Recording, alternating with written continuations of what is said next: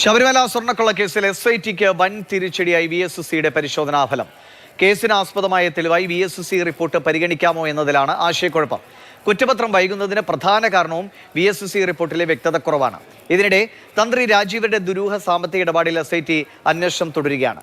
സ്വകാര്യ ബാങ്കിൽ ഒറ്റത്തവണയായി നിക്ഷേപിച്ച 2.5 കോടിയിലാണ് അന്വേഷണം. ശബരിമല സ്വർണ്ണക്കൊള്ള കേസുമായി ബന്ധപ്പെട്ട് ഏറ്റവും നിർണായകമായ തെളിവാകേണ്ടിയിരുന്നത് VSCയുടെ പരിശോധനാ ഫലമാണ്. ഈ പരിശോധനാ ഫലം സംബന്ധിച്ചുള്ള ആശയക്കുഴപ്പമാണ് ഇപ്പോൾ പുറത്തു വരുന്നത്.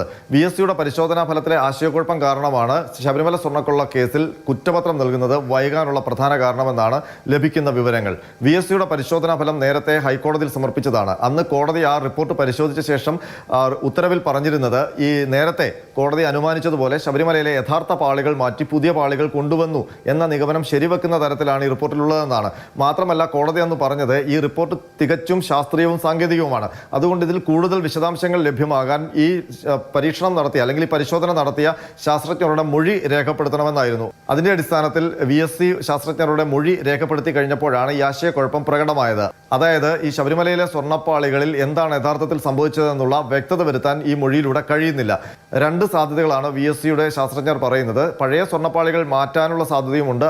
അതുപോലെ തന്നെ പഴയ സ്വർണ്ണപ്പാളിയിലെ സ്വർണം ഉരുക്കിയെടുത്ത് അതിൽ തന്നെ വീണ്ടും ഇലക്ട്രോപ്ലേറ്റ് ചെയ്ത് കൊണ്ടുവരാനുള്ള സാധ്യതയുമുണ്ട്. അതിലൊരു തീർപ്പ് കൽപ്പിച്ചുകൊണ്ടുള്ള നിലപാടിലേക്ക് എത്താൻ അവർക്ക് കഴിയുന്നില്ല എന്നുള്ളതാണ്. അത് തന്നെയാണ് SITക്കും കുറ്റപത്രം നൽകുന്നതിൽ ഇപ്പോൾ തടസ്സമായി നിൽക്കുന്നത്. ശബരിമല സന്നിധാനത്തെ ഉണ്ണികൃഷ്ണൻ പോറ്റിയും സംഘവും എടുത്തുകൊണ്ടുപോയ പാളികൾക്ക് യഥാർത്ഥത്തിൽ എന്ത് സംഭവിച്ചു എന്നുള്ളൊരു നിഗമനത്തിലേക്ക് എത്താൻ കഴിയുന്നില്ല. അതിന് പര്യാപ്തമായിരുന്ന റിപ്പോർട്ടിലാണ് ഈ ആശയക്കുഴപ്പം ഇപ്പോൾ നിലനിൽക്കുന്നത്. ഏതായാലും കൂടുതൽ പരിശോധനകൾ നടത്തി ഈ സ്വർണ്ണപ്പാളികൾക്ക് എന്ത് സംഭവിച്ചു എന്ന ഒരു നിഗമനത്തിൽ എത്തിയ ശേഷം ചാർജ് ഷീറ്റ് നൽകാനാണ് തീരുമാനം. അതിനി എപ്പോൾ സാധ്യമാകും എന്നുള്ള കാര്യത്തിൽ അനിശ്ചിതത്വം നിലനിൽക്കുകയാണ്. ഏതായാലും ചാർജ് ഷീറ്റ് നൽകാനുള്ള വൈകൽ അത് വലിയ തിരിച്ചടിയായി മാറിയിട്ടുണ്ട്. ഇനിയിപ്പോൾ ഉണ്ണികൃഷ്ണൻ പോറ്റി അടക്കമുള്ള ശേഷിക്കുന്ന പ്രതികൾക്ക് സ്വാഭാവിക ജാമ്യം ലഭിക്കാനുള്ള വഴിയൊരുക്കുകയും ചെയ്യും. ഇതിനിടയിൽ ഈ സ്വർണ്ണക്കൊള്ള കേസുമായി ബന്ധപ്പെട്ട അറസ്റ്റിലായ തന്ത്രി കണ്ഠരര് രാജീവരുമായി ബന്ധപ്പെട്ട് പ്രധാനപ്പെട്ട ചില വിവരങ്ങൾ കൂടി പുറത്തുവരികയാണ്. തന്ത്രിയുടെ സാമ്പത്തിക പരിശോധന നടത്തുമ്പോൾ അതിൽ 2.5 കോടിയുടെ ഒരു നിക്ഷേപവുമായി ബന്ധപ്പെട്ടുള്ള ഒരു വിവരമാണ് പുറത്തു വരുന്നത്.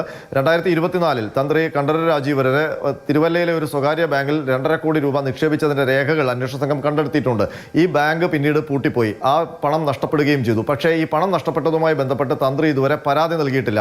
അന്ന് നിക്ഷേപം തട്ടിപ്പിന് ഇരയായവരെല്ലാം പരാതി നൽകിയെങ്കിലും കണ്ഠരര് രാജീവര് മാത്രം പരാതി നൽകാത്തതിൽ ദുരൂഹതയെന്നാണ് SIT വിലയിരുത്തുന്നത്. ഏതായാലും നേരത്തെ നടത്തിയ ചോദ്യം ചെയ്യലിൽ ഈ 2.5 കോടിയുമായി ബന്ധപ്പെട്ട് കൃത്യമായ വിവരങ്ങൾ തന്ത്രി നൽകിയിട്ടില്ല. അതുകൊണ്ട് തന്നെ അതിൽ വ്യക്തത വരുത്താൻ വീണ്ടും കണ്ഠരര് രാജീവരെ കസ്റ്റഡിയിൽ വാങ്ങി ചോദ്യം ചെയ്യാൻ ഒരുങ്ങുകയാണ് SIT.